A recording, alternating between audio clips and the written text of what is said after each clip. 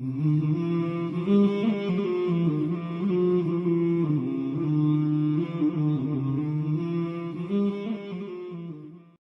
للہ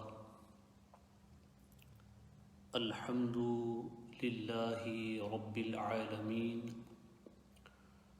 والعاقبۃ للمتقین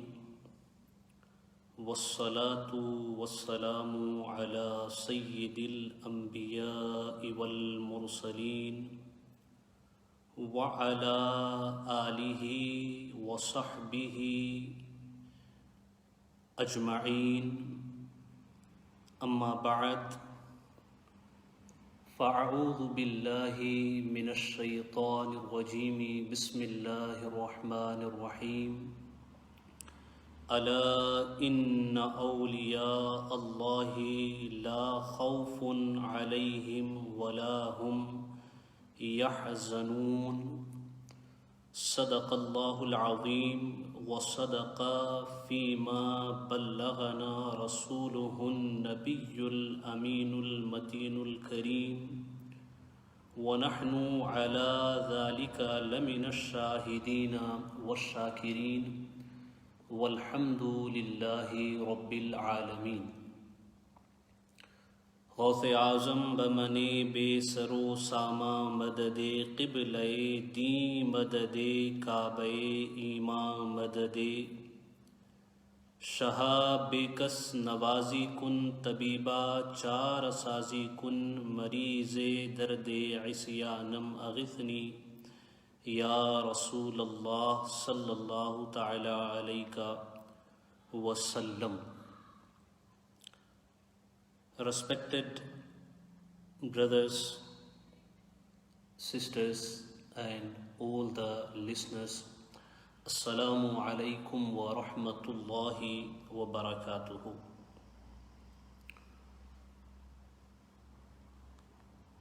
Ask Allah subhanahu wa ta'ala to give me a tawfiq to speak the truth, and to all of you give the tawfiq to listen the truth, and to all of us follow the truth. انشاءاللہ العظیم آج کی اس گفتگو میں جو آیت ہم نے آپ کے سامنے تلاوت کی ہے وہ اللہ تبارک و تعالیٰ کے ان عظیم بندوں کے حوالے سے ہے جن کے حوالے سے قرآن کہتا ہے الا ان اولیاء اللہ لا خوف علیہم ولا هم یحزنون، خبردار ہو جاؤ، آگاہ ہو جاؤ، جو اللہ کے دوست ہیں انہیں نہ کسی بات کا خوف ہے اور نہ ہی وہ رنجیدہ ہوتے ہیں اور نہ ہی وہ غم زدہ ہوتے ہیں۔ یہ ذی القعدہ کا مہینہ ہے۔ اس مبارک مہینے میں انشاءاللہ العظیم آج جس ذات کے حوالے سے ہم گفتگو کریں گے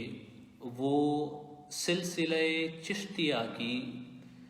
ایک بڑی عظیم شخصیت، ایک بڑی عظیم ذات جن کے فیوز و برکات سے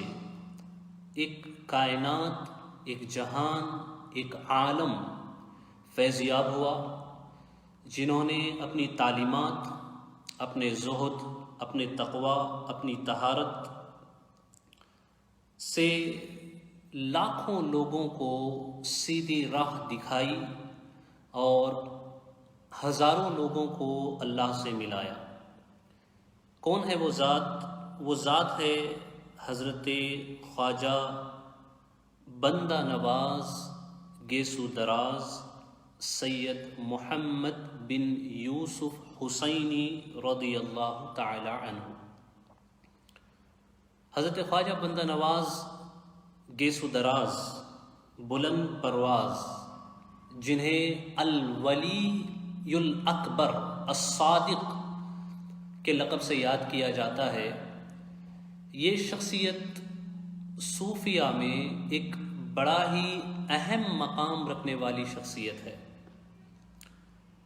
حضرت خواجہ بندہ نواز گیسو دراز رضی اللہ تعالیٰ عنہ کے حوالے سے دکن میں بسنے والے بلکہ پورے بر صغیر میں بسنے والے لوگ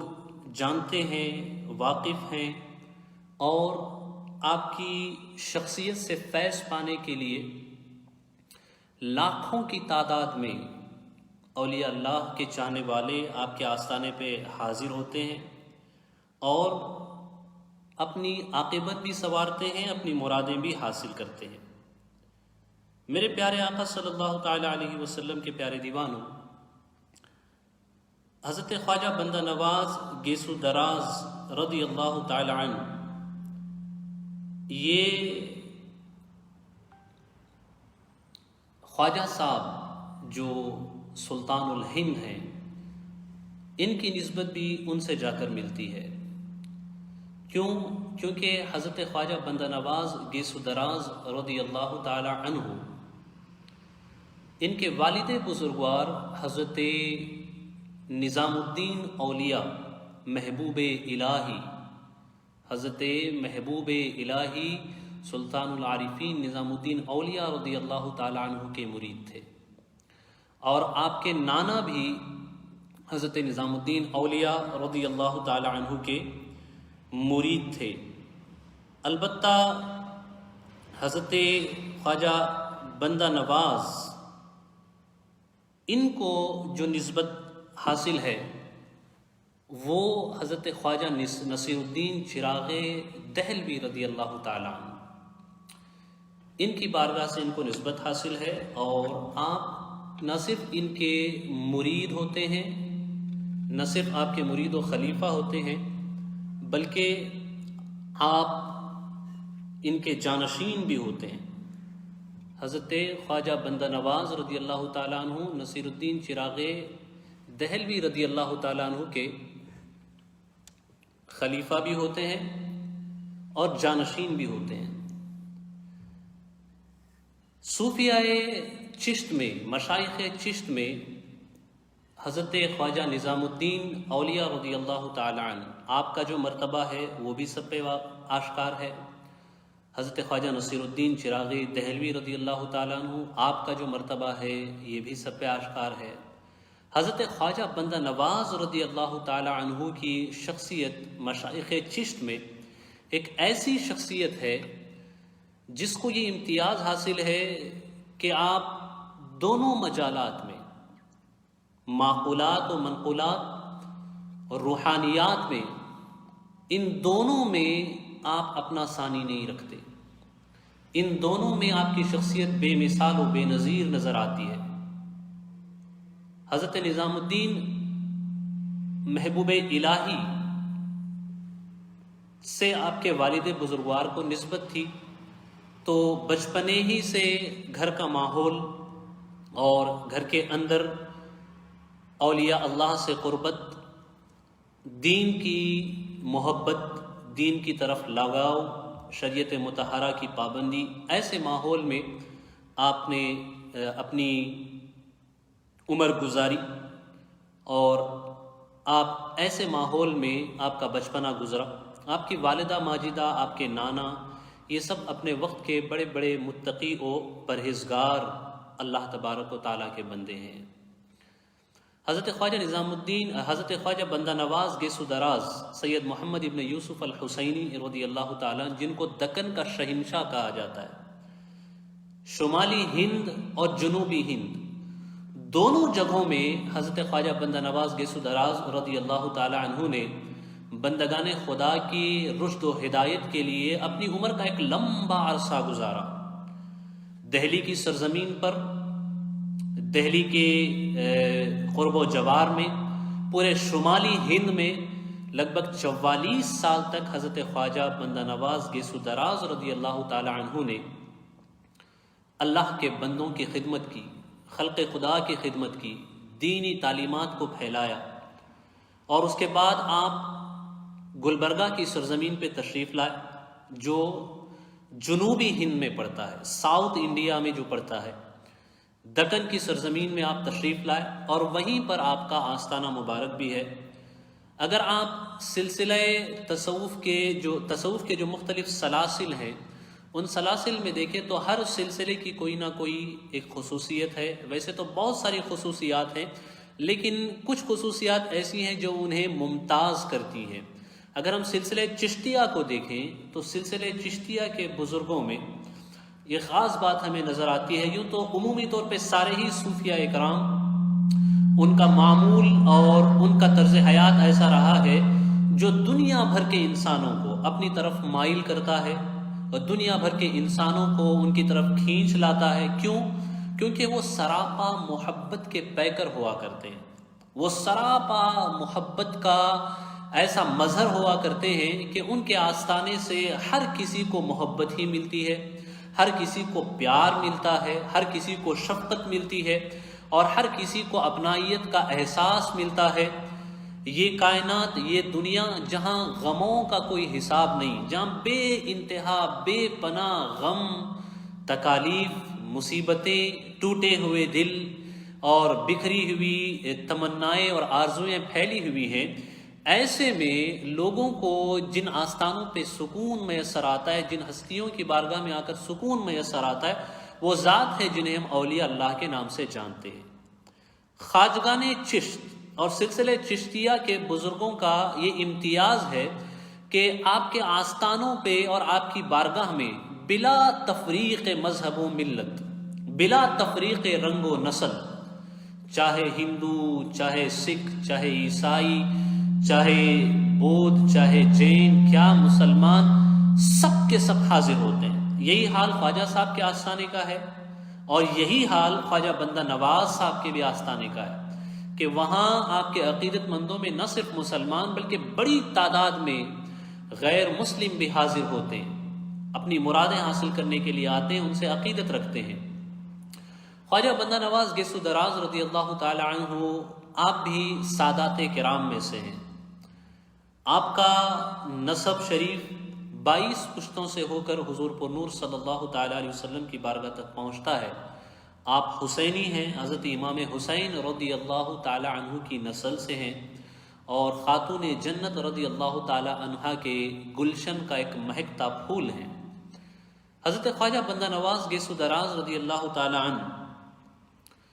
سلسلے چشتیہ کے بزرگوں میں ایسے بزرگ ہیں جنہوں نے نہ صرف تبلیغ سے دین کو پھیلایا، نہ صرف وعظ و نصیحت سے دین کو پھیلایا، بلکہ درس و تدریس اور ساتھ ہی ساتھ تحریر اور تصنیف و تالیف سے بھی آپ نے امت مسلمہ کی خدمت کی اور آپ نے اللہ کے اس دین کی نشر و اشاعت میں بڑا ہی بلند کردار ادا فرمایا. آپ کہیں کہ کیسے؟ اگر آپ خواجہ بندہ نواز گیسو دراز رضی اللہ تعالیٰ عنہ کی حیات پہ نظر ڈالیں، یوں تو آپ کا بچپنا اور جوانی یہ شمالی ہند میں گزری. یہ وہ وقت تھا جب فیروز شاہ تغلق کا زمانہ تھا. حضرت نصیر الدین چراغ دہلوی کے حوالے سے آپ کے والد بزرگوار کبھی کبھار گھر میں تذکرہ کرتے تو آپ کے دل میں ان سے ملنے کا اشتیاق ہوتا، آپ کے دل میں ان سے ملنے کا شوق ہوتا. پھر اللہ نے چاہا کہ ان سے ملاقات ہو، ملاقات بھی ہوئی، بیعت بھی ہوئی اور مرشد سے کچھ ایسا ان کا معاملہ جڑا کہ مرشد نے انہیں رب تک پہنچا دیا، اللہ تبارک و تعالیٰ تک پہنچا دیا، آپ کی تربیت فرمائی. بلکہ حضرت خواجہ بندہ نواز گیسو دراز رضی اللہ تعالیٰ عنہ کی حیات اگر آپ پڑھیں تو آپ کو پتہ چلے گا کہ اللہ نے کیسے کیسے کمالات آپ کو عطا فرمائے تھے. آپ اپنے مرشد کامل کا بڑا ادب کرتے تھے. ایک وقت کا واقعہ ہے، آپ کو گیسو دراز کہا جاتا ہے، یعنی لمبے بالوں والے، لمبے گیسو رکھنے والے. آپ کو بندہ نواز بھی کہا جاتا ہے.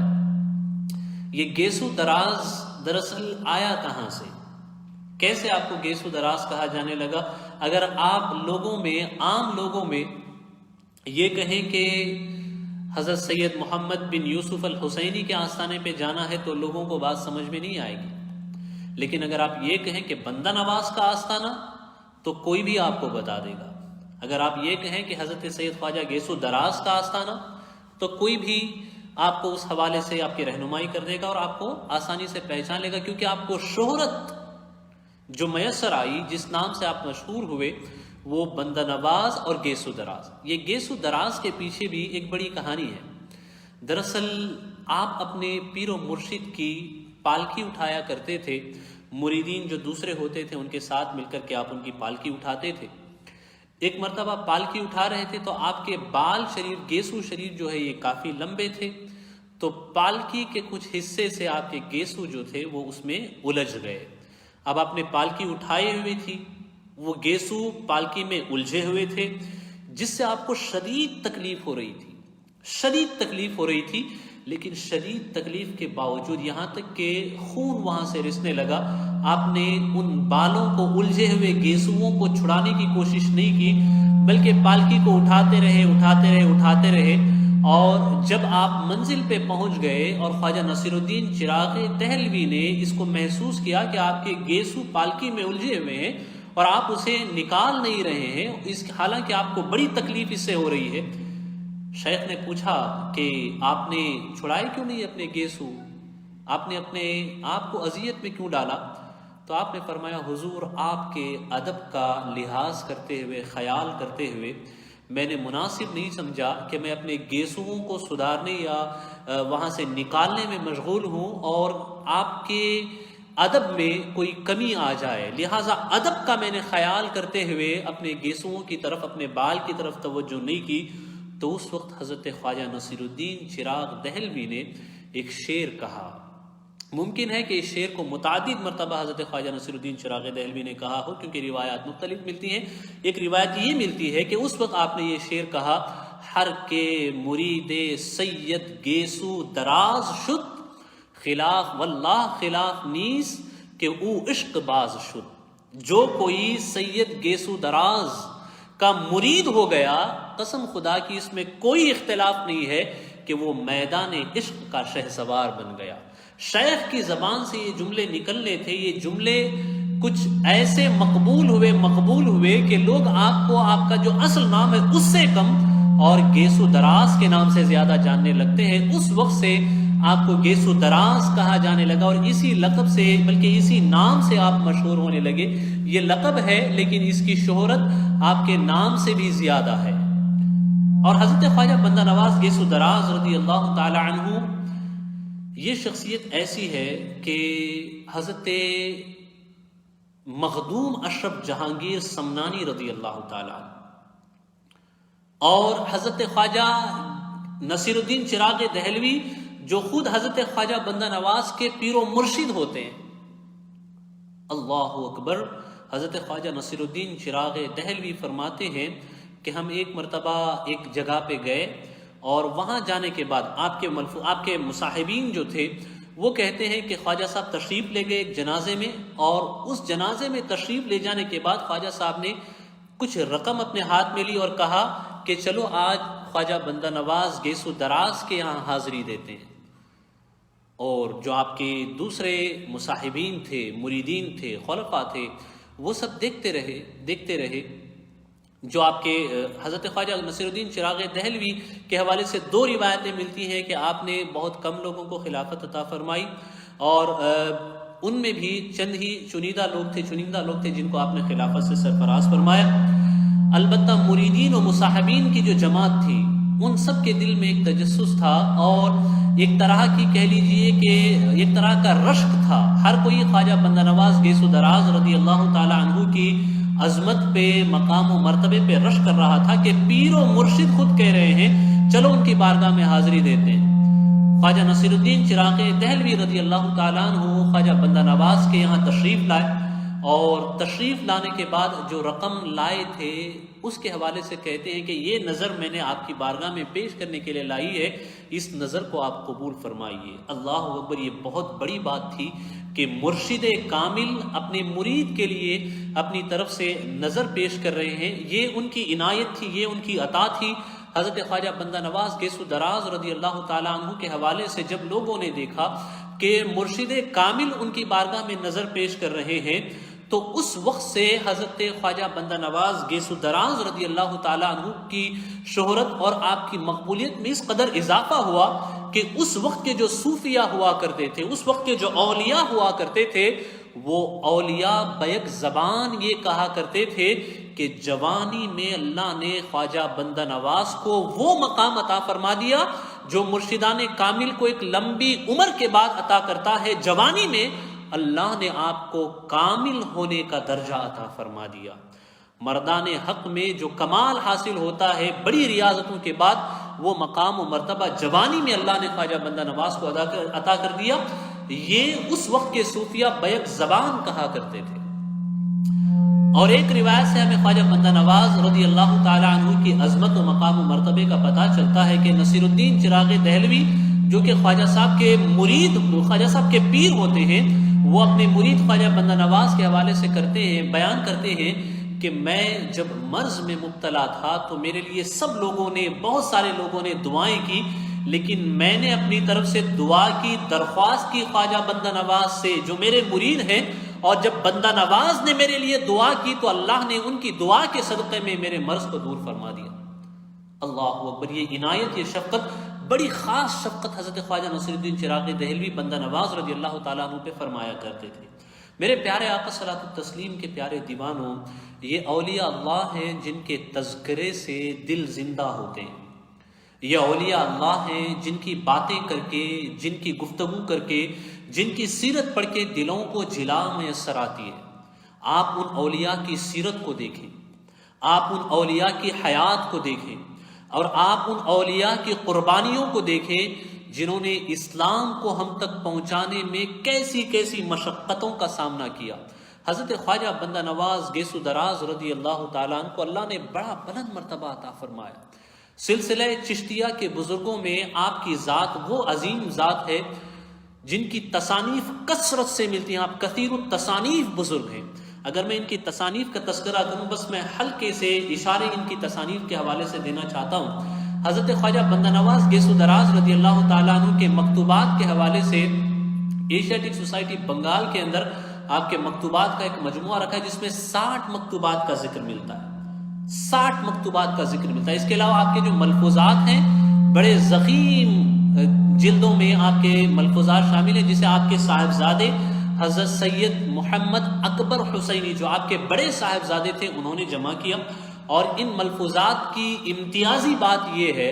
کہ خواجہ بندہ نواز گیس و دراز کے ملفوظات کو آپ کے صاحبزادے نے جمع کیا، اور جمع کرنے کے بعد ان ملفوظات کو دوبارہ خواجہ صاحب کی بارگاہ میں پیش کیا۔ اس میں اگر کوئی کمی رہ گئی تھی تو اسے خواجہ بندہ نواز گیس و دراز رضی اللہ تعالیٰ عنہ نے خود اسے نظر ثانی فرما کے دور فرمایا۔ تو اس حیثیت سے اس کا مستند اور اس کی اتھینٹسٹی اور بڑھ جاتی ہے کہ اس کو جمع کرنے والے خود آپ کے صاحبزادے جو آپ کے ساتھ رہتے تھے، اور جو انہوں نے سنا دیکھا انہیں جمع کیا، اور جمع کرنے کے بعد خود خواجہ صاحب نے اسے پیش بھی کیا، اور خواجہ صاحب نے اس کی تصحیح بھی فرمائی۔ تو اس حیثیت سے ان ملفوظات کی اہمیت اور اس کا مقام بہت بلند ہوتا ہے۔ اپنے ملفوظات کے اندر اگر آپ دیکھیں خواجہ بندہ نواز کے، تو آپ کو بہت سارے ایسے علم و ہنر کے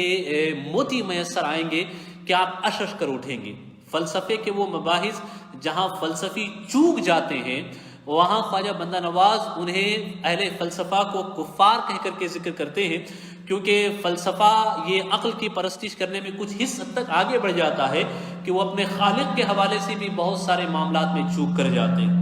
اب اگر ملفوظات میں دیکھیں تو خواجہ بندہ نواز نہ صرف یہ کہ فلسفیوں کی ان غلط آراء کی تردید کرتے ہیں،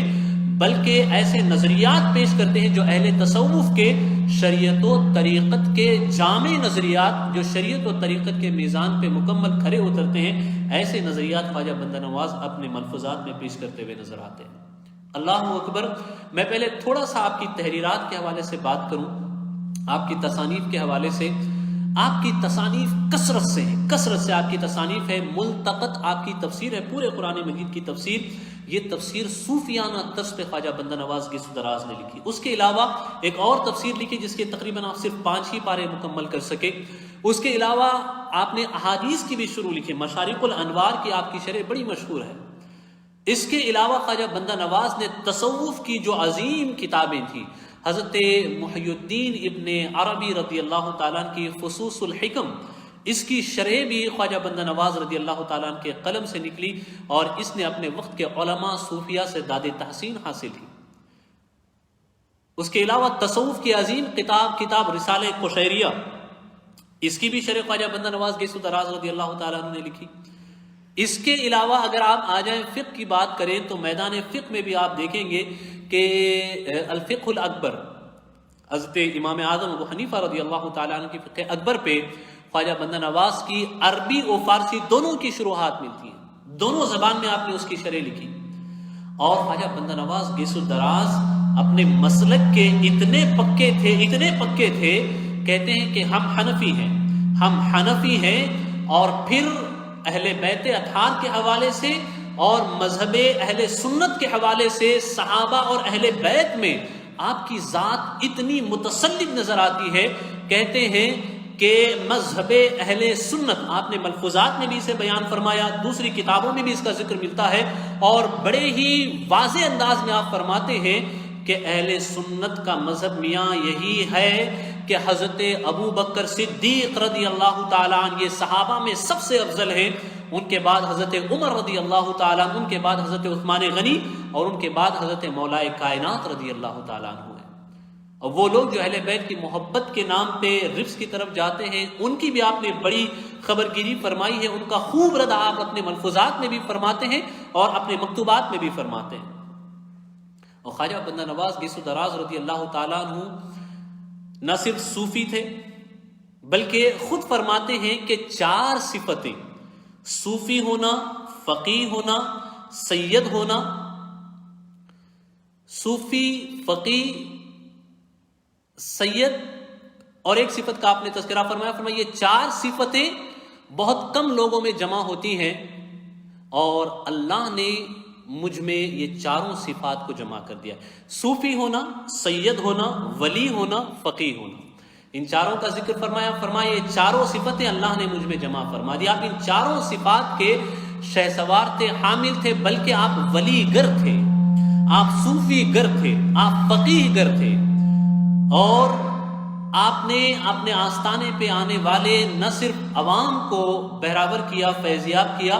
بلکہ آپ کے آستانے سے، آپ کی بارگاہ سے اپنے وقت کے حکمران، امراء، شہزادے اور بادشاہ بھی فیضیاب ہوئے۔ بلکہ اپنے وقت کے بادشاہ، اگر آپ گلبرگہ آپ کی تشریف آوری کے بعد آپ کی تاریخ کو پڑھیں تو پتہ چلے گا کہ فیروز شاہ بہمنی، یہ بہمنی سلطنت کا دور تھا، فیروز شاہ بہمنی آپ کا بہت ہی بڑا عقیدت مند تھا، بلکہ جب آپ کی گلبرگہ حاضری ہوئی ہے تو اس وقت حال یہ ہوا ہے کہ بادشاہ اپنے پورے خانوادے، اپنے سارے درباریوں، سارے عمراء کے ساتھ آپ کے استقبال کے لیے خود حاضر تھا۔ اس کے بعد احمد شاہ بہمنی، یہ تو حضرت خواجہ بندہ نواز کا یوں سمجھ لیجیے زرخرید غلام تھا، کہنے کو تو بادشاہ تھا لیکن خواجہ صاحب کا مرید تھا، اور آپ کے آستانے سے اس کو اتنی عظیم نسبت تھی، اور آپ کے آستانے پہ جو گنبد بنوایا گیا ہے یہ بہمنی سلطنت کی عظیم تعمیرات میں اس کا شمار ہوتا ہے، اور تاریخ بتاتی ہے کہ ہندوستان کی تاریخ میں اتنا بڑا گنبد کسی اور آستانے کا تعمیر نہیں کیا گیا جو خواجہ بندہ نواز گیسو دراز رضی اللہ تعالیٰ عنہ کے آستانے کا تعمیر کیا گیا۔ بادشاہ نے خود اپنی عقیدت کے طور پہ تعمیر کروایا تھا، بلکہ احمد شاہ آپ کے دربار میں حاضر ہونے کے لیے اجازت طلب کیا کرتا تھا، اور آپ کی بے نیازی کا حال یہ تھا خواجہ بندہ نواز گیسو دراز رضی اللہ تعالیٰ عنہ کا، چونکہ بڑے بڑے حکمران، شہزادے، بادشاہ آپ کے عقیدت مند ہوا کرتے تھے۔ بادشاہ وقت اکبر احمد شاہ بہمنی جب آپ کے پاس آنا چاہتا تھا تو آنے سے 1 دن پہلے یہ درخواست بھیجتا تھا کہ حضور میں کل حاضر ہونا چاہتا ہوں، تو خواجہ بندہ نواز کہتے تھے کہ کل آپ کو حاضر ہونے کی اجازت نہیں ہے، آپ فلاں دن آئیے۔ تو بادشاہ اس فلاں دن کا انتظار کرتا، جب وقت حضرت خواجہ بندہ نواز کی طرف سے ملتا تو اس وقت میں وہ آپ کی خدمت میں حاضر ہوتا، اور جب بادشاہ آپ کی خدمت میں حاضر ہوتا تو حضرت خواجہ بندہ نواز کا عالم یہ ہوتا تھا کہ آپ اپنے دربار میں، اپنے آستانے پہ، اپنے خانقاہ پہ ایک عظیم ضیافت کا اہتمام کرتے، جسے بادشاہ کے ساتھ آنے والے سب کھاتے اور عوام بھی کھاتے، اور جب واپس جانے کا وقت ہوتا تو آپ کے آستانے کے تبرک کو بادشاہ اپنے ساتھ جمع کر کے لے جاتا اور کہتا کہ مجھے اس سے بڑی برکتیں حاصل ہوتی ہیں۔ احمد شاہ بہمینی تو آپ کا ایسا عقیدت مند نظر آتا ہے، ایسا عقیدت مند نظر آتا ہے، یہی نہیں بلکہ جب آپ دہلی کی سرزمین پر تھے، جب دہلی کی سرزمین پر تھے اس وقت بھی یہی حال تھا۔ میں تھوڑا سا تحریرات کی طرف اشارہ کروں، اس کے بعد ہم اس کی طرف بڑھتے ہیں۔ حضرت خواجہ بندہ نواز گیسو دراز رضی اللہ تعالی عنہ، آپ کی جو تصانیف ہیں ان تصانیف میں حضرت شہاب الدین سہروردی جو سلسلہ سہروردیہ کے بانی بزرگ ہیں، ان کی کتاب عوارف المعارف، اس کی شرح بھی آپ نے لکھی، اس کا ترجمہ بھی آپ نے لکھا فارسی زبان کے اندر، اور آپ کی تالیفات فارسی زبان میں بھی ملتی ہیں اور عربی زبان میں بھی ملتی ہیں، فارسی میں بھی عربی میں۔ فصوص الحکم کی شرح، رسالہ قشیریہ کی شرح، عوارف المعارف کی شرح، اور الملتقط تفسیر، اس کے علاوہ 5 پاروں کی الگ تفسیر، اس کے علاوہ اسماء الاسرار آپ کا رسالہ بہت عظیم رسالہ ہے، اور اس کے علاوہ مریدین کے لیے، سالکین کے لیے، ارباب تصوف کے لیے رہنمائی اور آداب کے حوالے سے آپ کے رسائل بڑی شہرت کے حامل ہیں۔ تو تصانیف میں آپ کا ایک کمال اس لیے تھا کہ آپ جب فقہ اور حدیث اور معقولات و منقولات کی ابتدائی کتابیں ان سب کو آپ پڑھا کرتے تھے، تو ایک وقت ایسا آیا کہ آپ نے ان سے کنارہ کشی اختیار کرنے کا ارادہ کیا، اور آپ نے اپنے شیخ پہ اس کا اظہار بھی فرمایا۔ حضرت نصر الدین چراغی دہلوی رضی اللہ تعالیٰ کی بارگاہ میں آپ نے اس کا اظہار بھی فرمایا کہ میری طبیعت اب ان سے ہٹنے لگی ہے، اور میں اب علوم باطنہ کی طرف منتقل ہونا چاہتا ہوں، اور میں جلوت سے خلوت کی طرف منتقل ہونا چاہتا ہوں، گوشہ نشینی میں اختیار کرنا چاہتا ہوں۔ تو آپ کے شیخ نے اس وقت فرمایا نہیں، ابھی آپ کو اس کی اجازت نہیں، آپ ابھی ان ظاہری علوم کی طرف بھی توجہ دیں، اور آپ نے فرمایا تھا مرابطو کارست، آپ ابھی اس میں لگے رہیں، کیونکہ مجھے آپ سے خدمت لینی ہے، اور وہ جو خدمت لینی تھی وہ یہی تھی کہ آپ سے تصنیف و تالیف کا کام لینا تھا، لہذا آپ کی تالیفات، آپ کی کتابیں، آپ کی تصانیف درجنوں تصانیف ہیں، اور وہ بھی تصانیف کوئی عام تصانیف نہیں ہے جسے پڑھنے کے بعد جہاں صوفیہ آپ کے کمالات کے معترف ہوتے ہیں،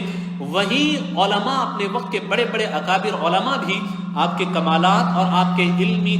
تبحر کے معترف ہوتے ہوئے نظر آتے ہیں۔ حضرت مخدوم اشرف جہانگیر سمنانی رضی اللہ تعالیٰ عنہ آپ فرماتے ہیں میں نے بڑے بڑے اکابر مشائخ بزرگوں کی ملازمت اختیار کی، لیکن حضرت خواجہ بندہ نواز کی ملازمت اور ان کی مصاحبت صحبت کی برکت سے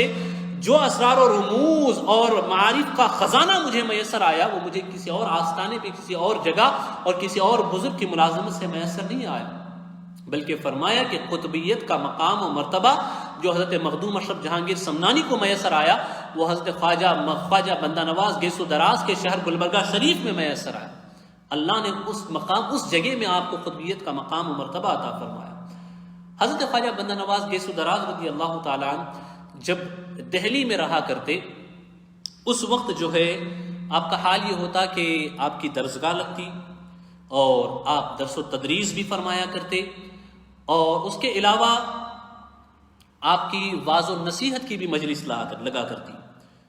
واعظ و نصیحت کی جو آپ کی مجلس لگا کرتی،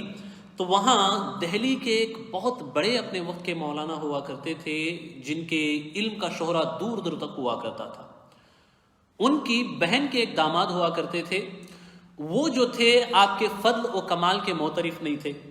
البتہ ان کے جو ماموں، ان کے مولانا خیر الدین غالباً ان کا نام ہے، یہ جو تھے آپ کی بارگاہ میں حاضر ہوئے، اور آپ نے آپ کی بارگاہ سے ارادت بھی حاصل کی، آپ کے مرید ہوئے، اور آپ کے بڑے معتقد تھے۔ وہ اپنے وقت کے علماء جو ظاہر ہوا کرتے تھے، متقی علماء ہوا کرتے تھے، ان میں بڑا مرتبہ ان کا ہوا کرتا تھا۔ وہ آپ کے مرید ہوئے تو آپ کی بہن کے جو داماد تھے وہ کہنے لگے کہ آپ نے سید محمد بن یوسف الحسینی کے اندر ایسا کیا دیکھا کہ آپ ان کے مرید ہو گئے؟ تو آپ نے فرمایا میاں آپ نے ابھی خواجہ بندہ نواز گیسو دراز کو جانا ہی کہاں ہے، اگر آپ اس شخصیت کے حوالے سے جانتے تو آپ کی زبان سے کبھی ایسے الفاظ نہ نکلتے۔ پھر یہ ہوا کہ دوسرے دن انہوں نے اپنی بہن کے داماد کو اپنے ساتھ لیا، اور خواجہ بندہ نواز گیسو دراز رضی اللہ تعالیٰ عنہ کی بارگاہ میں حاضر ہوئے۔ جب حاضر ہوئے تو خواجہ صاحب ایک تخت پہ جلوہ افروز تھے، اور آپ کے ہاتھ میں ایک پنکھا بھی تھا، اور سر مبارک پہ امامہ شریف تھا۔ تو آپ کی بہن کے، ان مولانا صاحب کے جو بہن کے داماد تھے، انہوں نے جب دیکھا تو آپ کے دل میں یہ خیال آیا کہ اگر یہ صاحب کمال بزرگ ہوں گے تو اپنا پنکھا اور اپنا امامہ یہ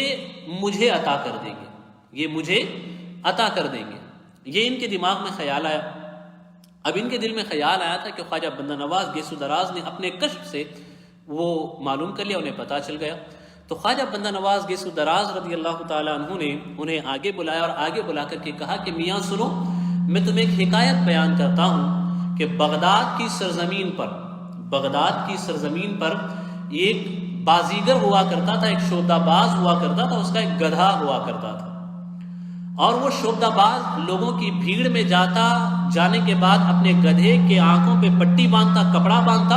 اور کپڑا باندھ کر کے کہتا کہ اس مجمع میں کوئی شخص اگر کسی سے کوئی چیز چرا لے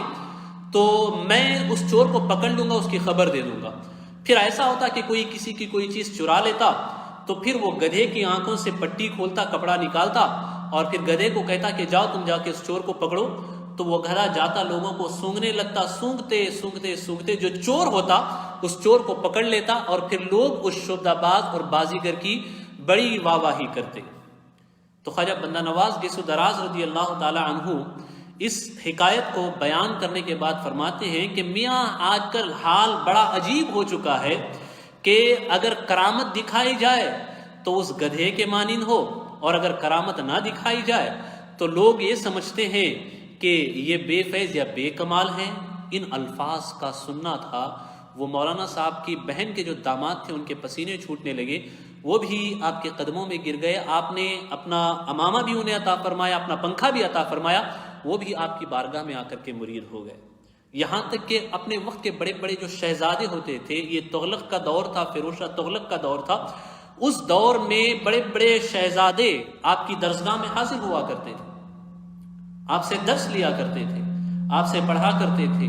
اور آپ کے معتقد و عقیدت مند ہوا کرتے تھے۔ حضرت خواجہ بندہ نواز گیسو دراز رضی اللہ تعالیٰ عنہ جب خواجہ نصیر الدین چراغ دہلوی کے وصال کا وقت قریب آیا تو آپ نے ان کا غسل، آپ کے وصال کے بعد آپ نے ان کو غسل دیا، اور غسل دینے کے بعد جس چوپائی پر رکھ کر کے، جس پلنگ پہ رکھ کر کے غسل دیا گیا تھا، اللہ اکبر، اس پہ کچھ ڈوریاں لگی ہوئی تھیں، ان ڈوریوں کو آپ نے اٹھایا اور اپنے گلے میں ڈال لیا، اور کہتے ہیں کہ یہی میرا خرقہ ہے۔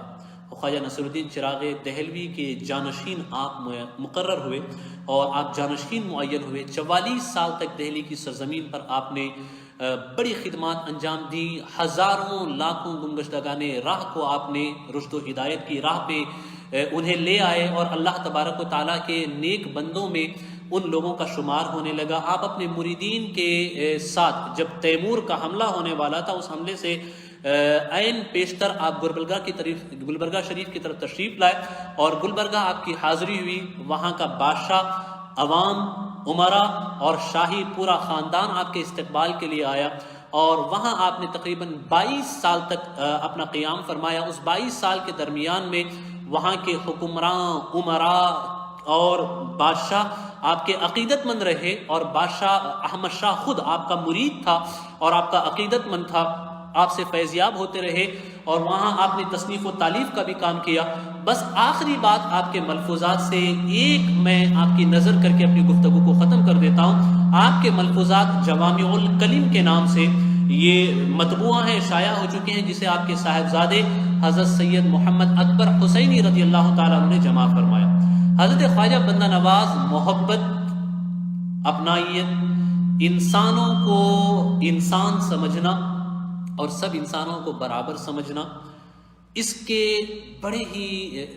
اس بات کی طرف لوگوں کو ہمیشہ آپ ترغیب دلاتے تھے، بتایا کرتے تھے، فرمایا کرتے تھے کہ اللہ کی مخلوق کو انسان کی حیثیت سے دیکھو، ان کو صرف ان کی طرف نہیں بلکہ ان کے خالق کی طرف نظر کر کے دیکھو کہ یہ وہ ہیں جنہیں ان کے خالق نے اشرف المخلوقات بنا کر کے پیدا کیا ہے۔ تو انسان کو بڑی اہمیت بلا امتیاز رنگ و نسل آپ دیا کرتے تھے۔ آپ نے اس حدیث پاک کی تشریح فرمائی جس میں حضور اکرم صلی اللہ تعالیٰ علیہ وسلم نے فرمایا، آپ کے ملفوظات کا امتیاز یہ ہے کہ آپ تصوف کے ان اسرار و رموز کو جو ظاہری احادیث ہیں، ظاہری روایات ہیں، ان روایات سے اس طریقے سے جوڑ کر کے بیان کرتے ہیں کہ اسے دیکھنے اور سننے پڑھنے کے بعد جہاں صرف ان ظاہری علوم سے واقف علماء آپ کے علم کے معترف ہوتے ہیں، وہیں جو صوفیہ اکرام ہوتے ہیں وہ بھی آپ کے کمالات کے معترف ہوتے ہوئے نظر آتے ہیں۔ آپ کے یہاں تصوف، آپ کے یہاں شریعت و طریقت کی ہم آہنگی ایسے نظر آتی ہے، بلکہ آپ کے جو رسائل ہیں، ان رسائل میں ایک رسالہ ہے جسے آپ نے شریعت و حقیقت ان دونوں کے حوالے سے تدوین فرمائی، اس کی تالیف فرمائی، اور اس میں آپ نے بیان فرمایا وہ لوگ جو یہ کہتے ہیں کہ شریعت کچھ اور ہے، طریقت کچھ اور ہے، تو آپ نے ان کی خوب تردید فرمائی اور فرمایا بغیر شریعت کے نہ تمہیں کوئی کمال میسر آ سکتا ہے، نہ تمہیں کوئی فیض میسر آ سکتا ہے، شریعت کے دائرے سے ہٹ کر کے تمہیں کچھ میسر نہیں آ سکتا۔ شریعت کی مکمل پابندی کرو تو اس کے بعد پھر تمہیں آگے کے جو معاملات ہیں وہ میسر آئیں گے، بغیر شریعت کی پاسداری و پابندی کی تمہیں کچھ میسر نہیں آتا۔ مزامیر کے حوالے سے آپ سما کے قائل تھے، اور سما کی آپ کی مجالس بھی ہوا کرتی تھی، سما پہ بھی آپ کے رسائل موجود ہیں، اور آپ نے اس پہ بڑی تفصیل کے ساتھ لکھا ہے، اس کے آداب بھی آپ نے لکھے ہیں۔ ساتھ ہی ساتھ حضرت خواجہ بندہ نواز گیسو دراز نے اس کو بڑی صراحت کے ساتھ لکھا ہے کہ مزامیر کا استعمال مت کرو، شریعت کی نظر میں مزامیر کا استعمال یہ حرام ہے۔ یہ آپ نے اپنے تحریرات میں بڑے واضح الفاظ میں لکھا ہے۔ اپنے ملفوظات میں آپ نے اس حدیث پاک کی تشریح فرمائی جس میں حضور اکرم صلی اللہ تعالیٰ علیہ وسلم نے بیان فرمایا کہ تم اس وقت تک مومن نہیں ہو سکتے جب تک کہ اپنے لیے جو چیز تم پسند کرتے ہو وہی تم اپنے بھائی کے لیے بھی پسند نہ کر لو۔ اللہ اکبر۔ اس حدیث کی تشریح فرماتے حضرت خواجہ بندہ نواز کے سدراز رضی اللہ تعالیٰ عنہ فرماتے ہیں انسان کو دوسرے انسان کے حوالے سے ہمیشہ یہی سوچنا چاہیے جو وہ اپنے لیے سوچتا ہے۔ جو بھلائی اپنے لیے سوچتا ہے وہی بھلائی دوسرے انسان کے لیے سوچے۔ اور اس میں آپ نے فرمایا اس میں صرف ایمان والوں کی قید نہیں ہے، مسلمان کے حوالے سے جیسے وہ بھلائی چاہتا ہے ایسے ہی اسے چاہیے کہ سارے انسانوں کے حوالے سے بھلائی چاہے۔ اور پھر فرماتے ہیں صوفیہ اکرام کا ایک مرتبہ و مقام ہوتا ہے جہاں وہ اپنے لیے جو پسند کرتے ہیں وہی سب کے لیے پسند کرتے ہیں، ساری مخلوقات کے لیے، چرند کے لیے بھی، پرند کے لیے بھی، یہاں تک کہ بہائم کے لیے بھی ان چیزوں کو وہ پسند کرنے لگتے ہیں۔ جیسے وہ یہ چاہتے ہیں کہ خود کو کوئی تکلیف نہ ہو تو اسی طریقے سے دوسروں کو بھی کوئی تکلیف نہ ہو، اپنے لیے جو پسند فرماتے ہیں وہ دوسروں کے لیے بھی پسند فرماتے ہیں۔ اس کا ذکر کرتے کرتے آپ نے ایک مثال دی، اور مثال میں آپ فرماتے ہیں اس کی عظیم مثال وہ ہے جو حضرت جنید بغدادی رضی اللہ تعالیٰ عنہ نے بیان فرمایا کہ جہاں بھلائی چاہنے کی بات آئے تو صرف اپنے یا اپنے اقارب، اپنے اعزاء ان کے تک محدود نہ رہو، بلکہ پوری کائنات اللہ کی ساری مخلوقات کی بھلائی چاہو، ان کی خیر خواہی چاہو، ان کا بھلا چاہو، اور ان کے ساتھ محبت اور نرمی کا معاملہ رکھو، زیادتی کسی پہ نہ کرو، ظلم کسی پہ نہ کرو۔ اور مثال بیان کرتے کرتے فرمایا کہ حضرت سری سقطی رضی اللہ تعالی عنہ ایک مرتبہ ایک جگہ پہ موجود تھے، وہاں ایک چرواہا اپنے چوپایوں کو چرا رہا تھا۔ چوپایوں کو چراتے چراتے اس نے اپنے چوپائے پر ایک کوڑا لگایا۔ جیسے ہی اس نے کوڑا لگایا حضرت سری سقطی رضی اللہ تعالیٰ جو ہم موجود تھے وہ تڑپ گئے، اور تڑپ کر کے کہنے لگے یہ اللہ کی مخلوق ہے، اسے مت مارو، یہ اللہ کی مخلوق ہے، اسے مت مارو۔ تو اس چرواہے نے حضرت سری سقطی رضی اللہ تعالیٰ عنہ سے کہا کہ جناب آپ تو اس طریقے سے رد عمل ظاہر کر رہے ہیں جیسے کہ میرا یہ کوڑا اس جانور کی پیٹھ پر نہیں بلکہ آپ کی پیٹھ پر پڑا ہو۔ اس کا یہ کہنا تھا۔ حضرت سری سقطی رضی اللہ تعالیٰ عنہ اپنی پشت سے کپڑا اٹھاتے ہیں اور کہتے ہیں کہ دیکھ۔ جب وہ دیکھتا ہے تو کیا دیکھتا ہے کہ اس کوڑے کے نشان حضرت سری سقطی کی پیٹھ پر بھی موجود ہیں۔ اللہ اکبر۔ یہ اللہ کی مخلوق پہ نرمی اور اللہ تعالیٰ کی مخلوق کو برابر سمجھنا، مساوات کا ایک اعلیٰ مقام و درجہ ہے جسے ہر کوئی نہ پہچان سکتا ہے نہ سمجھ سکتا ہے۔ یہ ان صوفیہ ہی کی شان ہے۔ حضرت خواجہ بندہ نواز گیسو دراز رضی اللہ تعالیٰ عنہ نے 100 سال سے زائد کی عمر پائی، اور آپ کا مزار اقدس جو ہے گلبرگہ شریف میں موجود ہے۔ کیا ہندو، کیا مسلمان، کیا پرائے، کیا اپنے، بڑے بڑے وہ مخالفین جو مسلمانوں کی مخالفت کرتے ہیں، جیسے وہ خواجہ غریب نواز کے آستانے پہ حاضر ہوتے ہیں، ایسے ہی وہ خواجہ بندہ نواز رضی اللہ تعالیٰ عنہ کے بھی آستانے پہ حاضر ہو کر کے اپنی جبین جھکاتے ہوئے نظر آتے ہیں۔ آپ نے اس ایک پوری کائنات کو اپنے علوم سے، اپنے تصوف سے، اپنے دروس سے بہراور کیا، فیضیاب کیا۔ دکن کے شہنشاہ، دکن کے مہاراجہ، دکن کے بادشاہ کہہ لیجئے حضرت خواجہ بندہ نواز، ان کے آستانے پہ لاکھوں چاہنے والے حاضر ہوتے ہیں۔ ذی قعدہ کے مہینے میں آپ کا عرس ہوتا ہے، 16 ذی قعدہ کو آپ کا عرس شریف ہوتا ہے۔ اسی مناسبت سے ہم نے چند باتیں حضرت خواجہ بندہ نواز گیسو دراز رضی اللہ تعالیٰ عنہ کے حوالے سے آپ کے نظر کرنے کی کوشش کی۔ اللہ تبارک و تعالیٰ ان بزرگوں کی سچی عقیدت ہمیں عطا فرمائے، اللہ تبارک و تعالیٰ ان بزرگوں کی سچی محبت ہمیں عطا فرمائے، اللہ تبارک و تعالیٰ ان بزرگوں کے دروس پر عمل کرنے کی ہمیں توفیق عطا فرمائے۔ ہمارے علماء اور نوجوان اسکالرس کو چاہیے کہ وہ خواجہ بندہ نواز رضی اللہ تعالیٰ عنہ کی تحریرات کو پڑھیں تو انشاءاللہ العظیم شخصیت میں ایک توازن کہ کس طریقے سے چیزوں کو سمجھنا اور دعوت و تبلیغ کے امور کو کس طریقے سے انجام دینا ہے، اس کی سمجھ بھی اچھے طریقے سے ہمیں آئے گی۔ اللہ تعالیٰ ہمیں پڑھنے I will recommend all of you to read the جوامع الکلم which is جو کہ حضرت خواجہ بندہ نواز کے جو سٹیٹمنٹس ہیں، آپ کی جو سینگس ہیں، ان کا مجموعہ ہے جوامع الکلم، جسے حضرت خواجہ بندہ نواز گیسو دراز کے صاحبزادے سید محمد اکبر حسینی، جو آپ کے بڑے صاحبزادے ہوتے ہیں، انہوں نے جمع فرمایا۔ اس کو آپ حاصل کریں اور پڑھنے کی کوشش کریں۔ بہت سارے علوم اور بہت سارے اخلاق و آداب کا خزانہ آپ کو اس میں میسر آئے گا انشاءاللہ عظیم۔ اللہ ہمیں خواجہ بندہ نواز گیسو دراز کے فیض سے مالا مال فرمائے، بزرگوں کے فیوز و برکات سے مالا مال فرمائے۔ اولیاء اللہ کو کبھی کم مت جاننا، کیونکہ حضور اکرم صلی اللہ تعالیٰ علیہ وسلم نے فرمایا کہ پہاڑ جو ہے بہت طاقتور ہے۔ کیوں؟ کیونکہ یہ پہاڑ اس زمین میں توازن پیدا کرتے ہیں۔ صحابہ نے عرض کی یا رسول اللہ کیا پہاڑ سے بھی طاقتور کوئی مخلوق ہے؟ تو حضور نے فرمایا لوہا یہ پہاڑ سے زیادہ طاقتور ہے۔ اللہ اکبر۔ صحابہ نے کہا کہ لوہا پہاڑ سے کیسے زیادہ طاقتور؟ تو حضور نے فرمایا کہ لوہا ہے جو پہاڑوں کو بھی ریزہ ریزہ کر سکتا ہے اگر اس سے کوٹا جائے۔ تو پھر صحابہ نے عرض کیا رسول اللہ کیا لوہے سے بھی کوئی طاقتور مخلوق ہے؟ تو حضور نے فرمایا ہاں آگ ہے، یہ آگ لوہے سے زیادہ طاقتور ہے۔ اور صحابہ نے عرض کیا رسول اللہ وہ کیسے؟ تو حضور نے فرمایا کہ لوہا جو ہے جو پہاڑوں کو بھی ریزہ ریزہ کر دے، اس مضبوط لوہے کو اگر آگ میں ڈالو تو آگ اس لوہے کو بھی پگھلا دیتی ہے۔ تو صحابہ نے عرض کی یا رسول اللہ کیا اس آگ سے بھی زیادہ طاقتور کوئی چیز ہے؟ تو حضور نے فرمایا پانی جو ہے یہ اس آگ سے زیادہ طاقتور ہے، کیونکہ آگ کو جو چیز بجھا دیتی ہے اسے ہم پانی کہتے ہیں، اور پانی آگ کی طاقت کو بھی ختم کر دیتا ہے۔ اب سنیے یہ حدیث اور ایک دوسری حدیث جس میں حضور نے فرمایا کوئی بندہ اگر صدقہ اس طریقے سے کرے کہ اپنے دائیں ہاتھ سے اپنے سیدھے ہاتھ سے صدقہ کرے تو اس کے بائیں ہاتھ کو رائٹ ہینڈ سے صدقہ کرے تو لیفٹ ہینڈ کو پتہ نہ چلے،